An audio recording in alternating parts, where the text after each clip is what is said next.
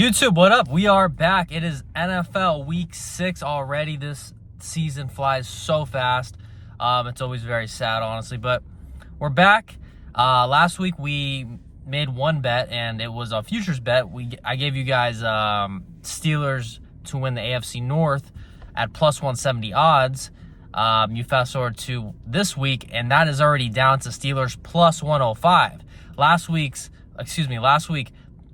not only did the Ravens lose, but the Bengals lose and the Browns lose. Every team in the AFC North except the Steelers, who were on a bye week, lost. So that was very good value, and that's what we do on this channel. We try to give you guys free value, and last week we did it. We gave you Steelers plus 170. If you didn't get plus 170, I'm sorry you missed the boat. I wouldn't gamble with it at plus 105, but that's it. So on to the next. This week, we're not doing any futures. At least I don't plan on it.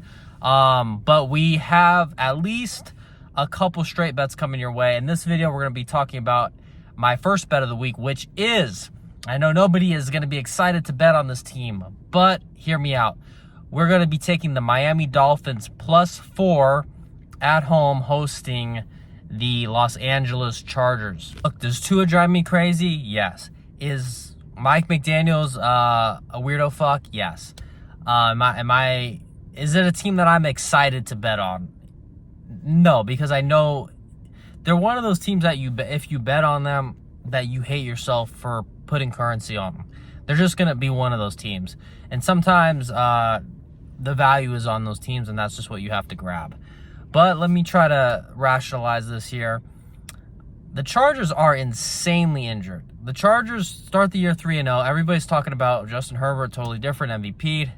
I've been saying it for a while now. I think Justin Herbert's one of the most overrated players in football.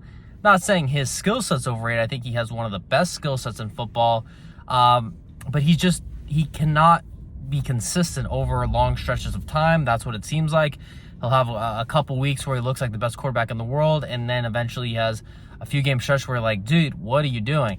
And he comes back down to life. That's kind of what Justin Herbert is. We've seen them the past couple weeks where they go from looking invincible to, is this team dead? You know, they lose by 17 after being up 10-0 to the Commanders. They let 27 unanswered scored on them in their last game. Look, everybody knew to start the year it was already going to be a little dicey not having Rashawn Slater, their stud tackle that they gave all this money to.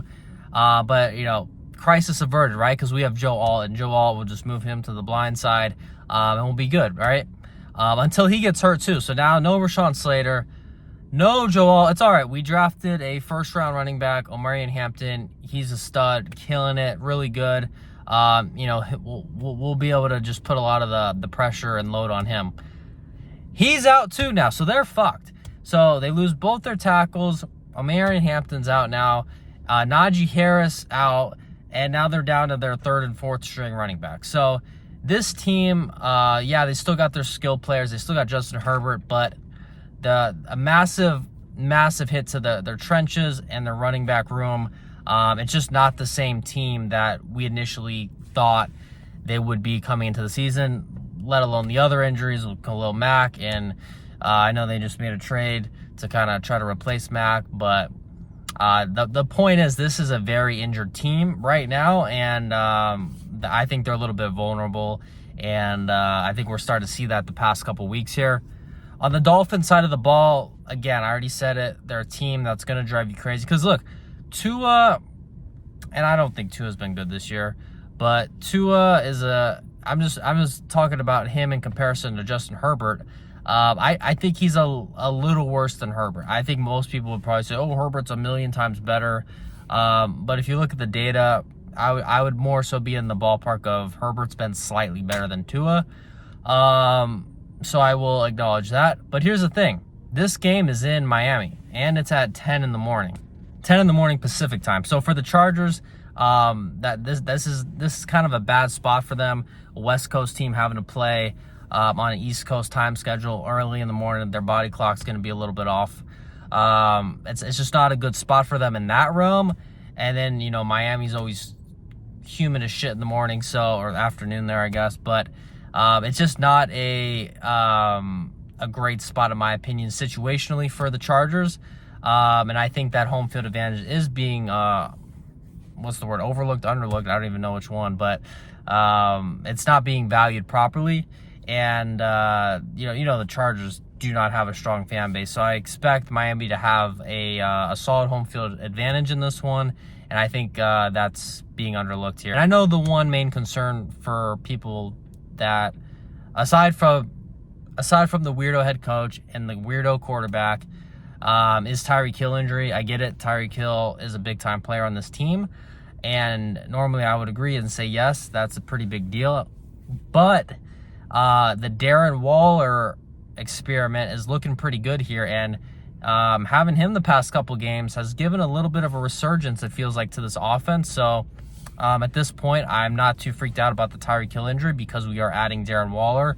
And it seems like at this point, that's kind of a wash for, the impact they're bringing to the team. So I like it. I just think it's too many points. The Dolphins are getting 4 points. I personally make this line somewhere around Dolphins -1. If you want to go pick them, I'm good with that too. Somewhere between pick them and Dolphins -1 is kind of where I put this line. So the fact that I'm able to, that we're able to get 4 points in this one, and what's basically a 50-50 game is just too much value to not take. So, guys, this is going to, I never said it, so for the first time saying it, this is going to be a 1-unit play. This is our first 1-unit play of the year.